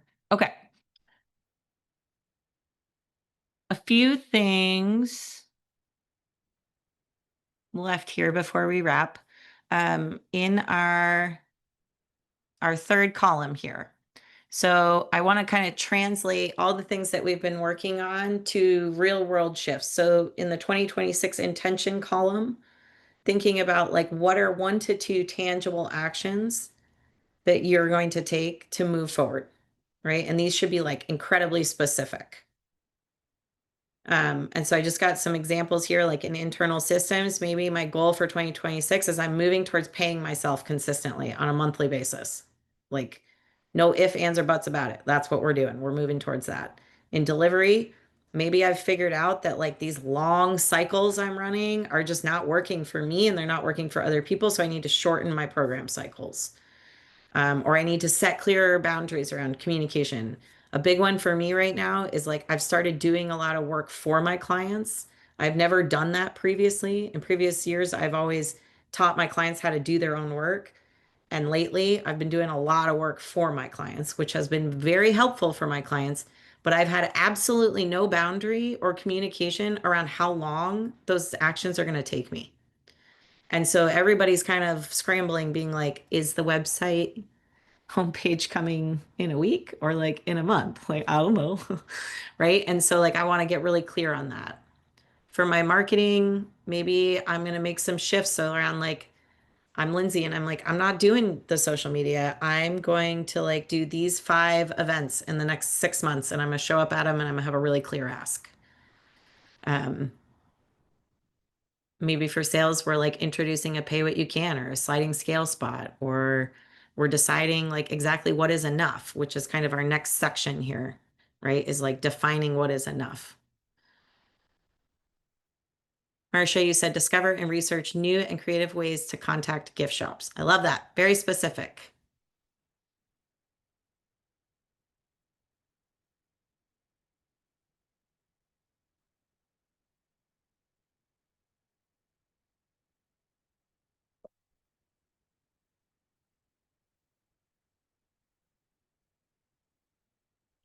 That's interesting, Ryan. You said about why you're struggling to offer one-on-one work. Yeah, I think there are certain things that are like just too close to home, and that's okay. I tried like being a fitness instructor and it made me hate fitness. It made me hate lifting. And I was like, oh, that's not the road. It's okay if there's certain things that were like, that's just too close to like work I already do or whatever.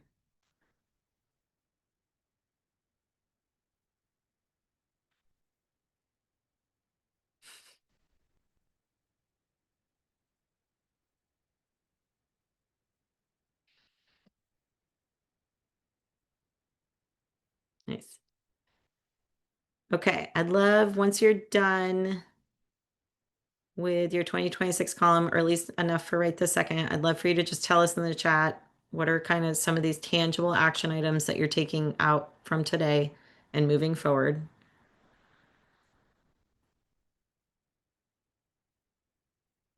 Fussy orchid.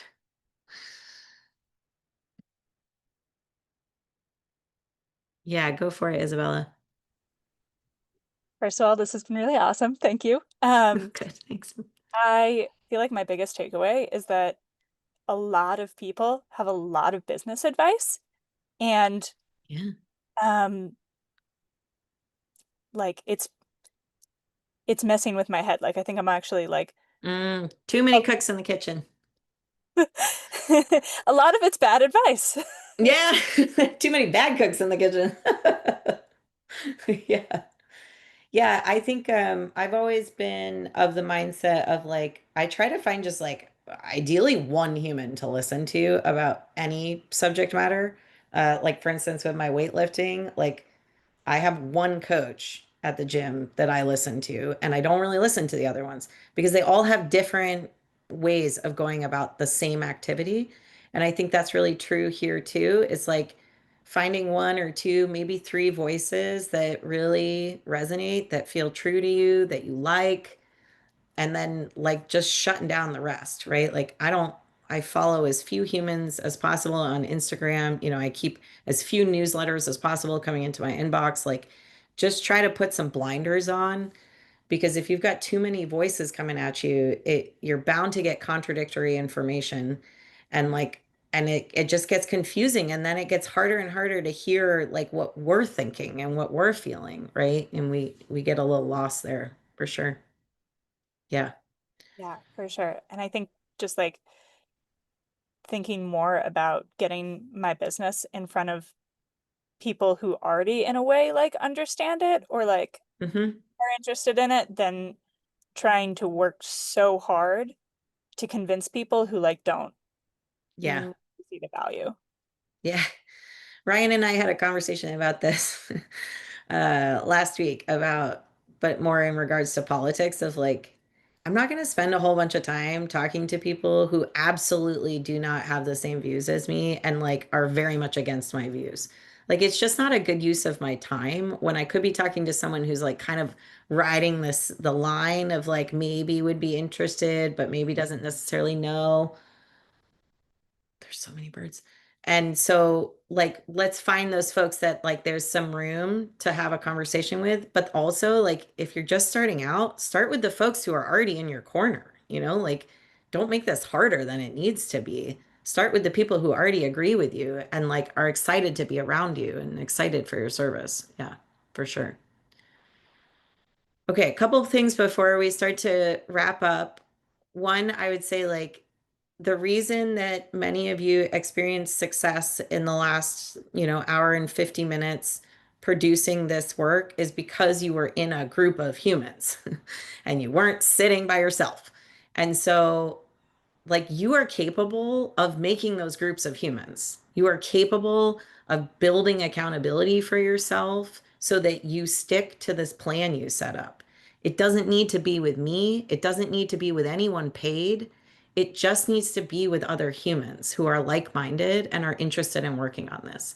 So maybe it's folks in the group, maybe it's folks in the chat that you really connected with, but like finding a few folks ideally that you're checking in quarterly on this. 3 months is a really nice time frame to go trying to work on something and get a little bit of feedback from your work and then have a touch point, have someone to share with. Figuring out ways to kind of mutually witness ourselves in this work is incredibly beneficial, right? Yeah, exactly.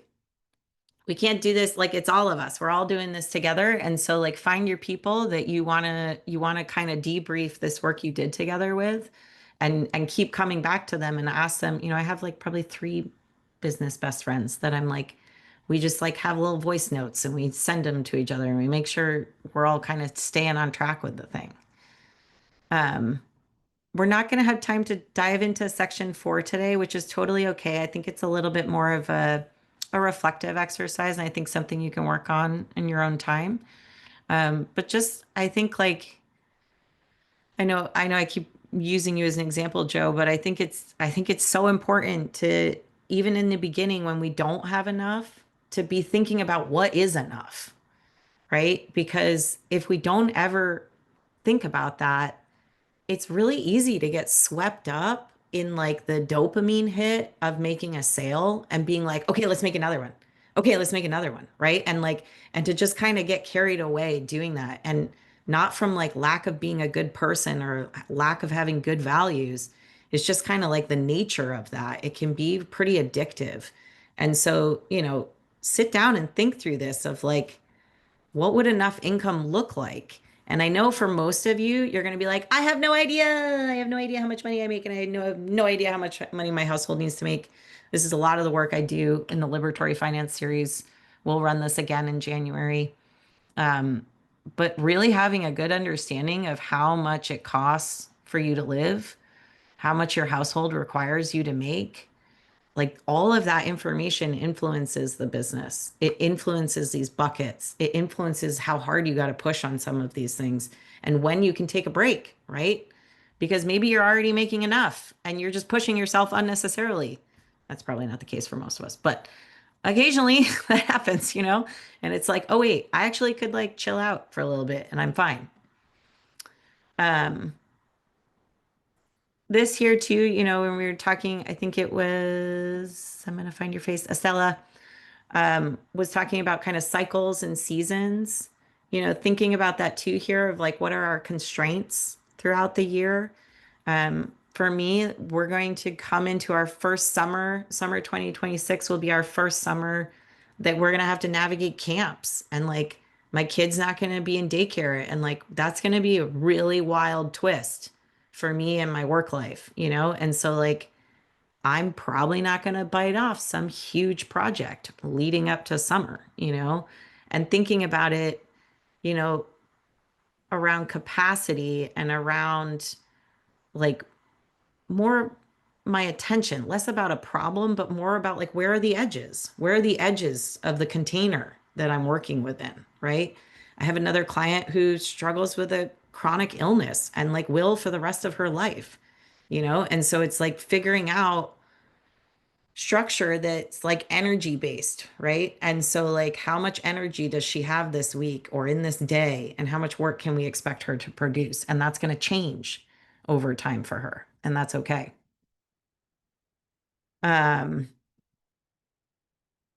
Okay, we talked a little about this, about this. Next steps. What I'd really like you to do is finish your 2026 roadmap. So we got a lot. Hopefully you have at least some good ideas started in there. What I want you to do is pull up your calendar right now. And I want you to set a deadline on your calendar. I'm like, yes, right now, pull it up for November 6th. And what I would like you to do is I want you to either come to office hours, they're totally free, come to office hours and report back on your roadmap. How is it going? What did you settle in on for 2026? Or office hours, great question. Or you're going to email me your roadmap.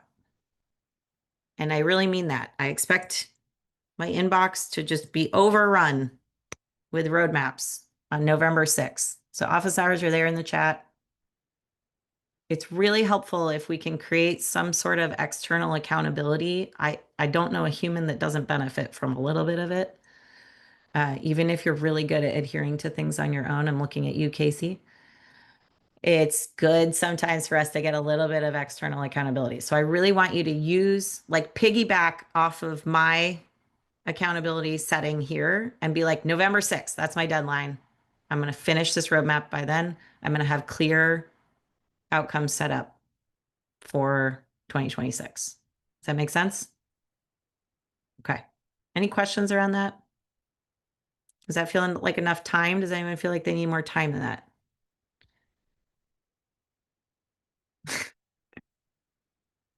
That's not true, Casey. Casey is selling herself short. Casey is a very self-motivated individual. I don't get a lot of them in my life, but Casey is one of them.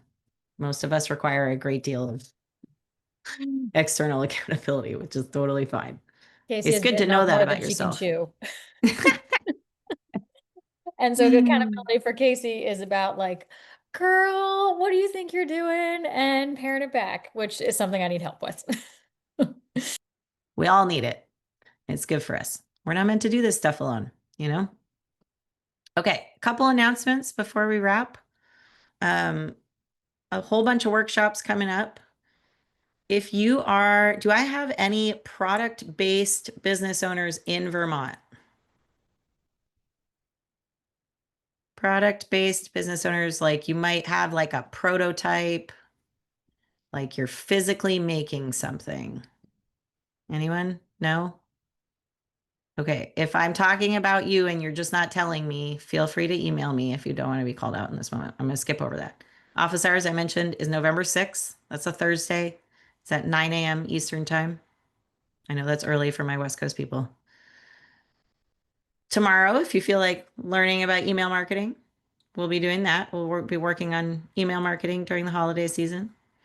Hannah Grimes is hosting my How to Price Your Services.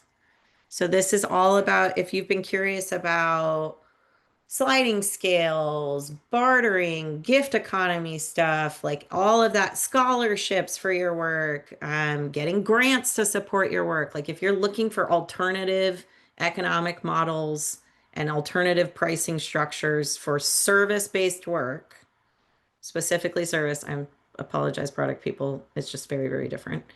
That is on November 5th, and I'm sure Lillian is going to put that link in there. There she goes. That's on November 5th, the day before what is due. What's due on November 6th? Anyone? Yay! Your worksheets are done. Good job. Liberatory Finance, I mentioned, is on January 8th. We just wrapped up our fall one of this. This is such a fun series. If you're like, I hate budgeting, I hate finances, I hate bookkeeping, I have no idea how much money I make, I have no idea how much money I need to make, I cannot encourage you enough to take that series. It is just so, so useful. And I have a couple folks here that can even hopefully give testament to that. And then I had one quick ask. I have opening on December 11th. Thanks, friends. I have opening on December 11th for a workshop, and I would love to host one. And I would love you to tell me what it should be about. So if you have anything you want to like learn or navigate together, I'm so open to just coming up with something totally new. So let me know. I think that would be fun. It would be soon enough that it's like not totally on top of the holidays, but let me know. That's an option. Email me or throw something in the chat. Here's all the ways you can find me.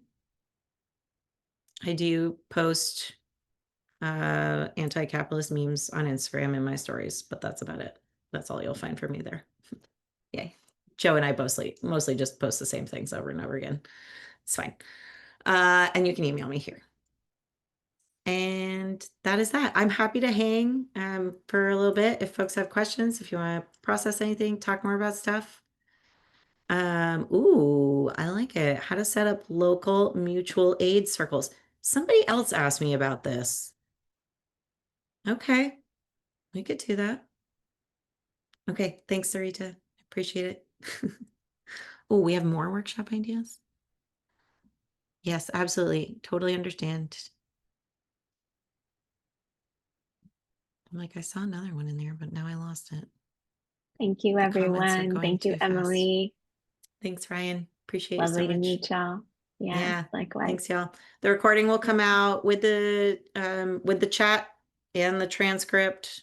Will be with that, just so you can, if there's anybody's information you missed or you wanted to grab. In previous workshop series, I've also built like a Google Sheets that you can just upload your contact information.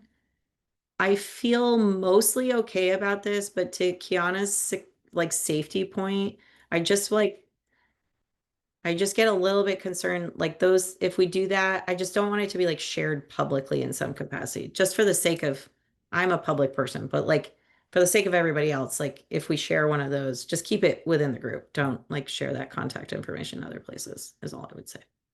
Just keep people safe. How to organize your one-person business to reduce overwhelm. Ooh, I like that one. That's a good one. Okay. Any other questions, thoughts, things you want to dive into? I just want to say thank you so much, Emily.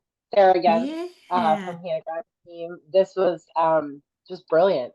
Lovely time with you. I um, personally and professionally have so many cool takeaways. I can't wait to spend more time with you and the upcoming workshop, and then plan some stuff for next year. Hopefully. Love it. And just kind of keep rolling as we kind of infuse more of this thinking into the work that we do at our organization and our region, and through our other efforts in our community. So thanks for showing up. And to be honest, I haven't seen such an engaged chat situation in a really long time, maybe since like mid-pandemic, when people were just like so like just needing to like hang out with each other. And they were like kind of getting good at the chats. So Yes. yeah, we all remember that, right? Yeah. So I just thank you all for showing up today, and also showing up in your communities and your work, in all the ways that you do, with this lens. It matters. So keep doing it and take good care of yourself. Looking at you, Joe. Set those boundaries. Go check so many emails. It sounds worse than it is. I swear, I do set boundaries. No, but I feel You're you like, so hard. Yeah. Cool. Well, take I good care, and we'll appreciate follow that. up with all the things, and I know Emily will too. So we'll align on that, Totally. and hopefully see you at the next workshop. Awesome. Thanks so much. Thanks, y'all. Take Have a care. great day. See you soon.